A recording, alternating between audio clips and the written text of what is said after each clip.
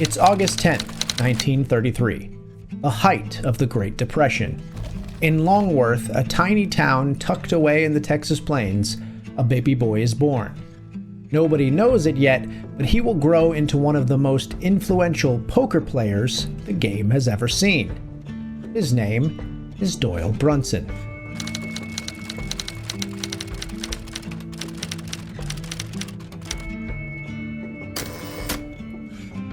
If you've ever sat down in a card room, chances are you've heard it.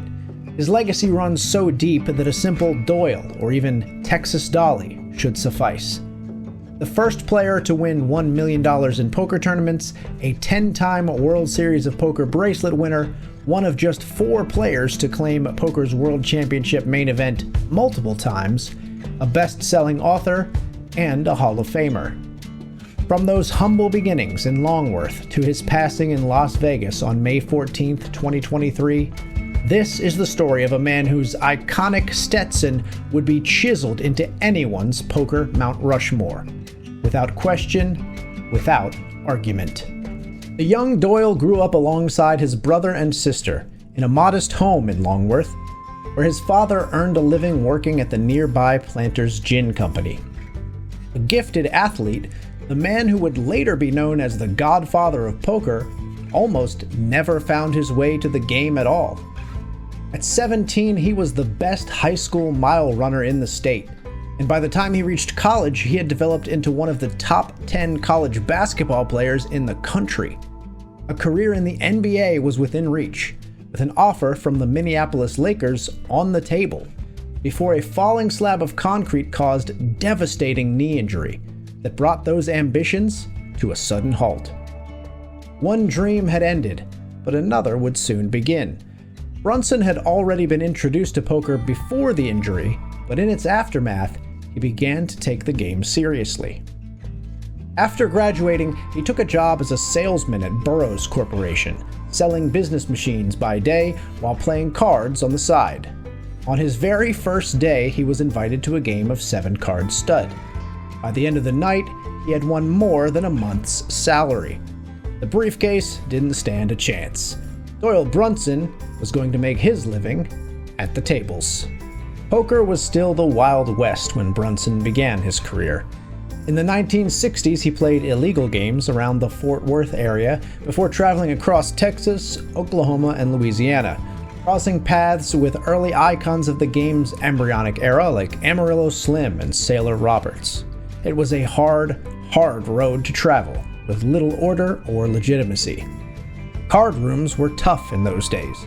Many games were run by criminals, and it was not uncommon to see extreme violence at the tables. Later in life, Brunson would recall seeing a player shot and killed during a game. Off the felt, the young Doyle faced a fight of his own.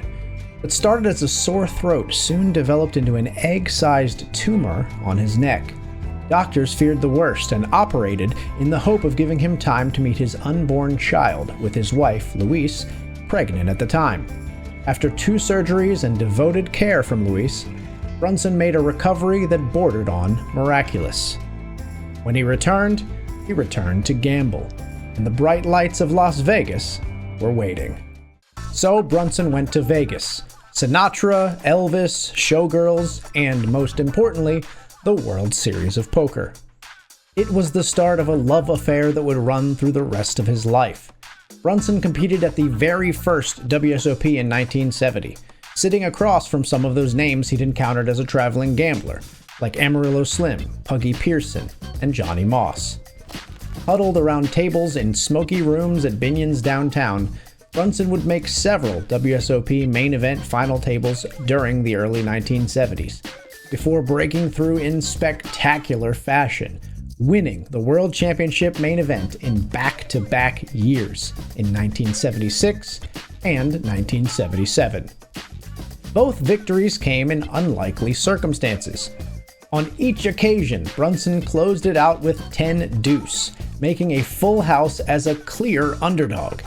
The hand became so closely associated with him that decades later it is simply known in the game of Texas Hold'em as the Doyle.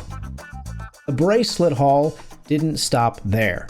He added titles in 1978 and 1979, bringing his total alongside the two main event wins to 6 in the 1970s alone.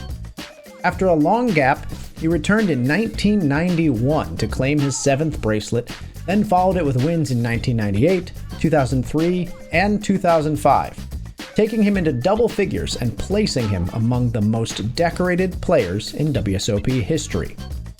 Following a cash in the 2013 WSOP main event, he held the rare distinction of cashing in poker's World Championship event in 5 consecutive decades. As late as June 2018, Brunson would make the final table of the WSOP $10,000 deuce-to-7 single draw, well into his 80s.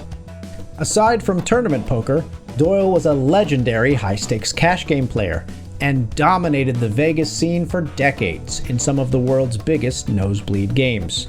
He was a regular in Bobby's Room at the Bellagio, grinding in $4,000, $8,000 limit mixed games against the toughest lineups in poker. As televised poker exploded in the 2000s, Brunson became a central figure on shows like High Stakes Poker and Poker After Dark, where his calm presence and old-school instincts made him essential viewing during the boom. Long before that TV spotlight, he had already become a best-selling author. Riding the momentum of his 1978 main event success, Brunson released Super System, a groundbreaking strategy book that pulled back the curtain on how professionals thought about the game. Drawing on input from Brunson and other elite players of the era, it quickly became required reading for recreational players around the world. Its teachings were so effective that Brunson would later joke it may have cost him money in the long run by teaching everyone else how to play better. Other titles authored by the great man include Poker Wisdom of a Champion, originally published in 1984 and further expanding a body of work that shaped how generations learned and understood poker. The poker world was devastated to learn of Doyle Brunson's passing on May 14, 2023, at the age of 89. A true icon of the game and a member of the Poker Hall of Fame since 1988, tributes poured in from across the poker community, from recreational players to those pros at the very top. A celebration of life held during the 2023 World Series of Poker brought together many of the game's biggest names. Bill Hellmuth, Daniel Negreanu, and Brunson's son Todd were among those who spoke, with Hellmuth, the most decorated player in WSOP history, summing up the mood in the room simply by saying, "Everybody loved him." During that same WSOP, PokerNews' Connor Richards interviewed a wide range of Doyle's friends, peers, and admirers spanning generations, from old-school figures like Billy Baxter and Steve Zolotow, to modern-day stars such as Tom Dwan and David Williams. Across every conversation and tale told, Hellmuth's sentiment was universally shared. In a statement released by the family shortly after his death, he was remembered as a beloved Christian man, husband, father, and grandfather. Putting Brunson's legacy into words has always been a difficult task. Few figures in any walk of life command that level of respect, or that kind of universal affection in an industry built on edge and ego. If there is a final line, perhaps it is this: basketball's loss became our game's truly monumental gain.